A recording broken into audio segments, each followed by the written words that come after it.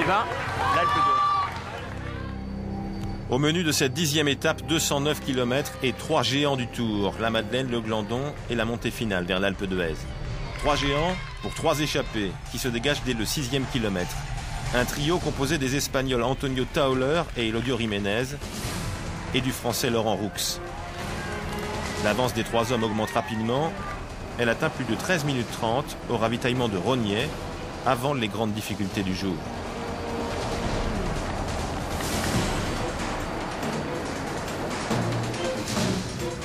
Le peloton laisse faire, les fuyards en profitent. Antonio Tauler est le premier distancé dans le col de la Madeleine, col que Laurent Roux et Elodior Jiménez gravissent de concert. Le Français franchit le sommet en tête devant l'Espagnol. Le peloton des favoris, lui, est emmené par les télécoms. Epner, Clauden, Livingstone, Vinokourov roulent pour Jan Ullrich. Et surprise, Lance Armstrong est au cœur du paquet, une position inhabituelle pour lui. Dans la caravane, c'est l'effervescence, supputation, interrogation. Le double vainqueur du Tour est-il vraiment en difficulté? Un Américain qui grimace aux côtés de Sylvain Chavanel, au vu et au su de tous, et notamment des directeurs sportifs des formations rivales qui regardent dans leur voiture la retransmission télévisée.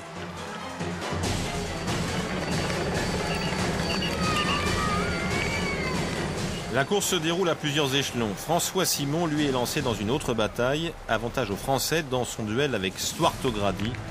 Le maillot jaune est déjà largement distancé.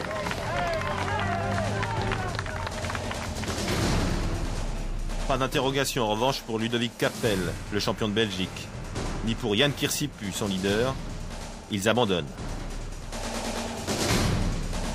Abandon aussi pour Tom Stels, c'est la débandade des sprinteurs. Abandon encore pour David Millar, consolé par Alain Deleuil, premier héros du Tour 2000. C'est le temps des désillusions.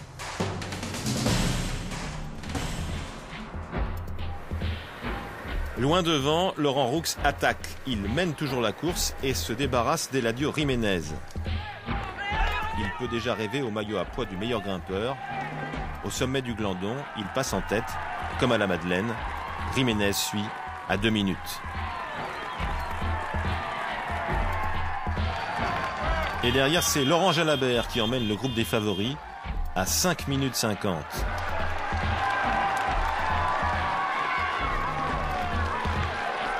François Simon perd du terrain dans les derniers kilomètres d'ascension, mais il s'accroche à son destin.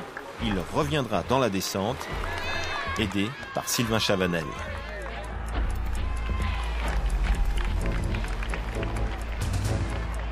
À Bourdoisan, au pied de l'ultime montée, l'Alpe d'Huez et ses 21 virages numérotés, ils sont encore une quarantaine dans le groupe des favoris. 6 minutes 10 secondes derrière Laurent Roux. Mais où est donc Armstrong? La réponse fuse cette fois. Rubiera emmène pour son patron. Rien à voir avec le tempo des télécoms dans les cols précédents. La cadence de l'Espagnol préfigure une attaque de grande envergure.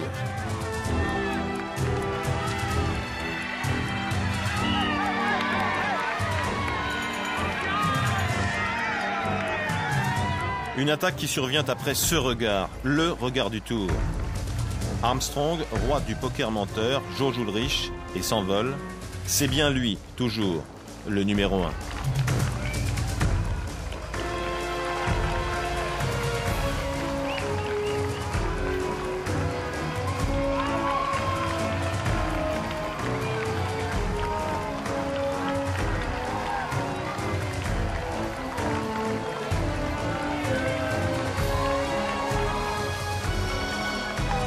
Devant, il ne reste alors qu'une incertitude, un bien maigre espoir pour Laurent Roux, la victoire d'étape. Espoir anéanti peu après Huez, à 6 km de l'arrivée. Roux s'incline après 198 km d'échappée. La voie est libre pour le maître du Tour.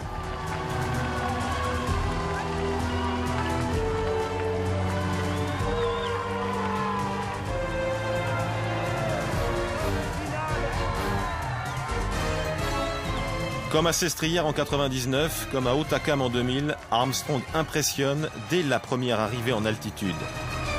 L'Américain repousse Ullrich à près de 2 minutes, 1 minute 59 exactement.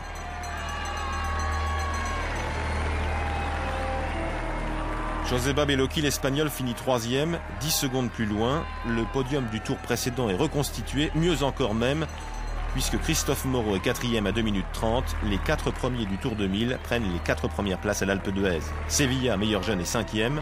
Laurent Roux ne s'est pas effondré. Il est 7e, juste derrière Mancebo. Dans la roue de Bogert, Kivilev a bien résisté. Il est 12e à l'étape et dauphin de François Simon au classement général. Simon, 29e dans ce petit groupe à plus de 10 minutes. C'est le maillot jaune qui l'attend. Ce jaune auquel Stuart O'Grady renonce à regret, mais le vert de l'espoir va désormais habiter ses pensées.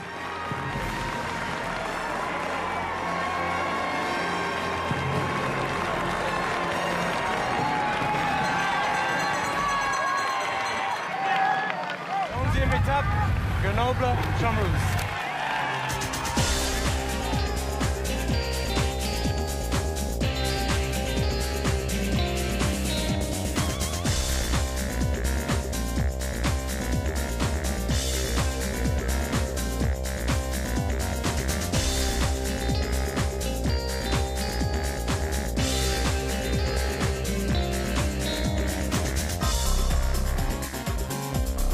Pour François Simon, sur les 32 km du contre-la-montre de Champs-Rousse, l'adversaire, c'est Kivilev.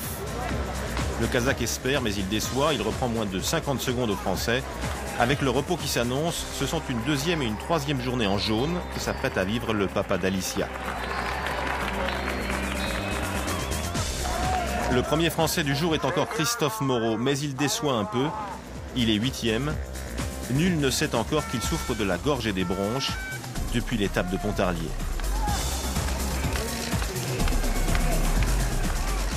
De Grenoble à Champs-Rousse, les Espagnols manifestent leur puissance collective. Ils sont 4 dans les 6 premiers, grâce à Igor González de Galdeano, 6e, devant Oscar Sevilla, 5e, comme la veille, à l'Alpe d'Huez. Roberto Laiseca découvre le Tour. Il est 4e, après avoir longtemps établi le meilleur temps provisoire. Joseba Bellocchi est 3e, et là encore, le contre-la-montre de Champs-Rousse confirme la hiérarchie de l'Alpe d'Huez.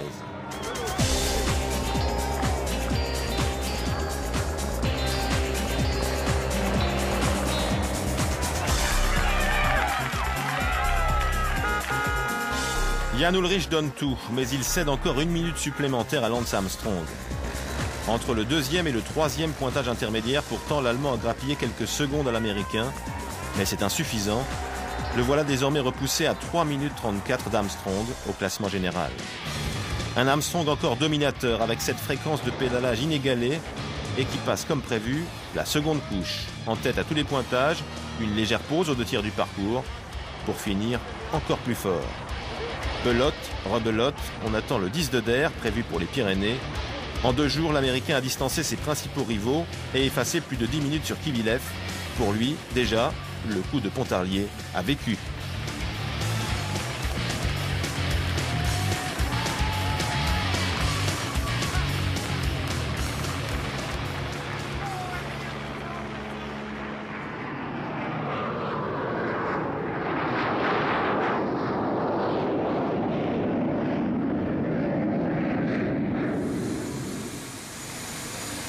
Summertime in France, summertime on the Mediterranean.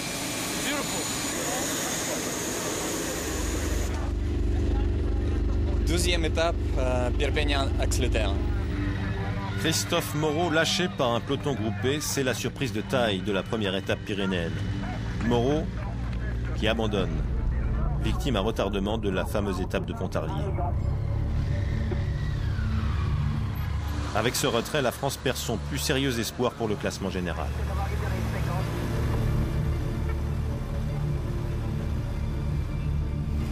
Pour les autres, la course continue. Bettini et O'Grady se sont échappés. Objectif unique de l'Australien, grappiller des points pour le maillot vert. La descente du col de Jaux s'effectue à vive allure, le danger rôde. Ivanov est tombé, clavicule brisée, il doit renoncer. Mais l'angoisse frappe le Tour à quelques mètres de là, pendant de longues minutes. Le Néerlandais Bram de Groot a chuté violemment, il est inconscient. Revenu à lui, il ne souffre finalement d'aucune fracture, un miracle. Une chute encore pour Guido Trentin et Kurt van de Wouwer. Le Tour du Belge s'arrête ici, dans ce virage. Clavicule cassée, encore. À l'avant, David Etchebarria, l'Espagnol, déjà en évidence vers Aix-les-Bains, et le Colombien Félix Cardenas ont rejoint l'Italien Paolo Bettini, unique rescapé de l'échappée initiale. Ulrich tente le tout pour désarçonner Armstrong. Il attaque dès le pied du plateau de Bonascre, au-dessus d'Ax-les-Thermes. L'Américain suit et Kivilev s'accroche pendant quelques centaines de mètres. Le Kazakh cède et c'est un autre homme que voit revenir Armstrong et Ulrich. Roberto Laiseka, l'Espagnol de la formation basque Euskaltel-Euskadi, les dépasse aussitôt. Un peu plus haut, son coéquipier Etchebarria ne peut pas répondre au démarrage de Félix Cardenas. Cardenas qui rêve d'un triomphe le jour de la fête nationale colombienne. À moins de 2 km du but, Armstrong attaque à son tour. Ulrich est distancé une nouvelle fois sur ce démarrage imparable. Armstrong veut creuser l'écart sur Ulrich bien sûr, mais aussi sur Simon toujours en jaune et sur Kivilev. Pour Ulrich, c'est une nouvelle désillusion, un nouvel échec, une défaite de plus. Un an après les victoires d'étape de Javier Ochoa et de Santiago Botero, Félix Cardenas offre un nouveau succès à la Kelme, la plus ancienne formation du peloton. Le Colombien, debout sur les pédales, comme il l'avait promis à ses copains d'enfance, savoure son triomphe. Quatrième à Champs-Rousses, Laiseka est deuxième, talonné par Armstrong. Ulrich cède 31 secondes supplémentaires avec les bonifications dont hérite l'Américain pour sa troisième place. François Simon reste en jaune. Il s'est encore battu avec obstination et courage, mais son pécule diminue. Il sait que son rêve prendra bientôt fin, dès le lendemain en toute logique, sur les hauteurs de Saint-Lary-Soulan.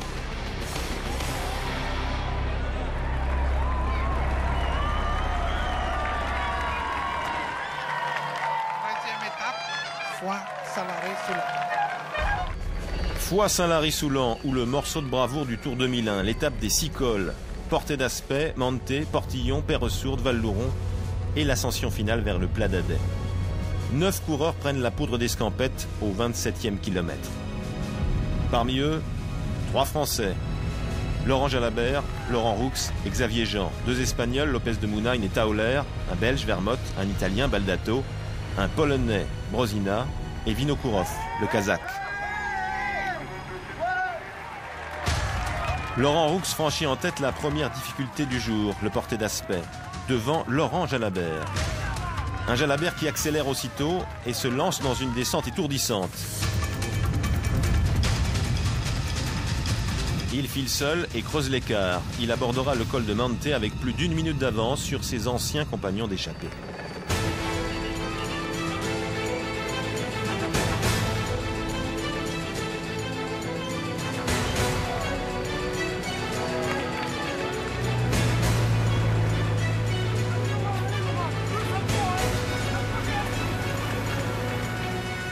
Dans le groupe des favoris, la bagarre n'est pas encore déclenchée. Ulrich surveille Armstrong.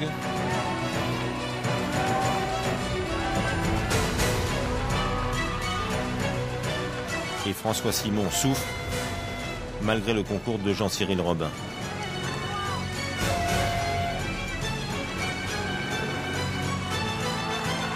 À l'avant, Laurent Jalabert joue les éclaireurs. Il passe le premier au sommet du col de Manté et accentue toujours son avance dans la descente. Il est encore premier au portillon avec 9 minutes 30 d'avance sur le peloton maillot jaune.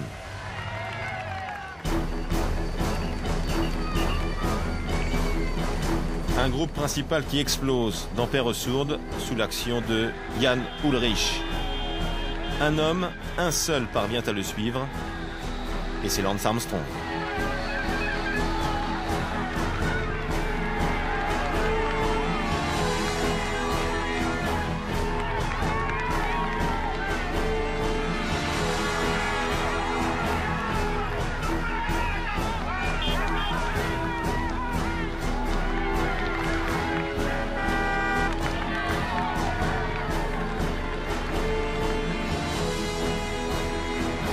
Stupeur dans la descente, quelques minutes plus tard.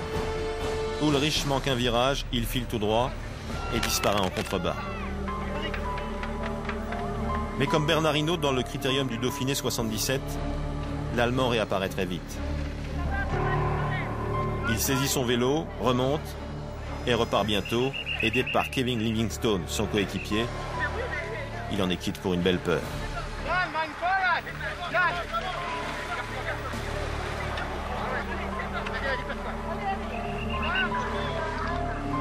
Lance Armstrong est fair-play, il attend son rival.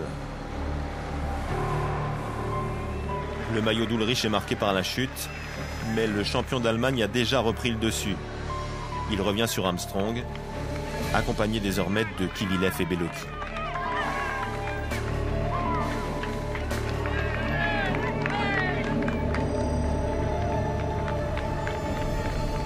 La foule des Pyrénées se presse sur le passage des champions. Après Perresourde, Laurent Jalabert a vaincu Val-Louron, mais son avance a fondu et la fatigue le gagne.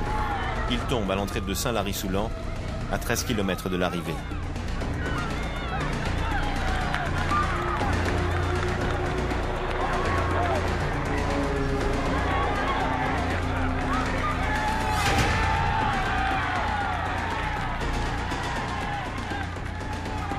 Jalabert doit changer de vélo. Quand il se lance à l'assaut de la dernière difficulté du jour, le groupe Armstrong-Ulrich n'a plus que 3 minutes de retard. Eros et Luis Rubira accélèrent. Bellocchi et Ulrich résistent.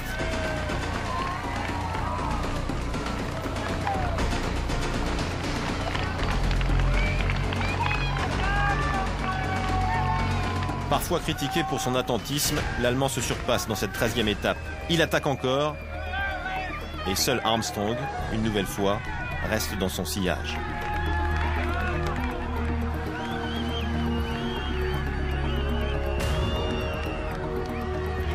Pourtant, à 6 km du but, Ulrich rend les armes et Armstrong s'envole, comme les jours précédents, de sa pédalée implacable.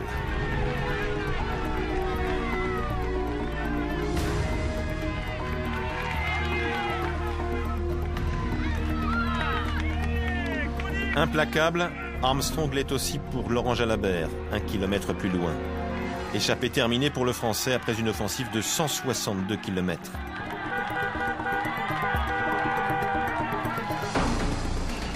Sprinter de la montagne, l'Américain file vers une 3e victoire d'étape. Après l'Alpe d'Huez et Champs-Rousses, il plane sur les cimes du Tour.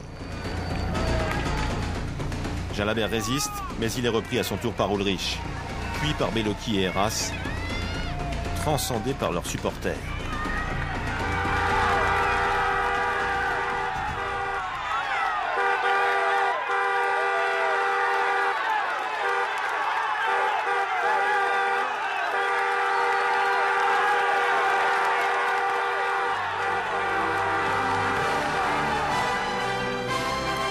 Six ans après la mort tragique de Fabio Casartelli dans la descente du Portet d'Aspet, Armstrong n'a pas oublié son ancien équipier. Index pointé vers le ciel comme lors de sa victoire à Limoges en 95, il lui rend un nouvel hommage. Que pouvait espérer François Simon dans une telle étape, sinon résister du mieux possible? 31e à Saint-Lary, il cède son maillot jaune au numéro 1, Lance Armstrong.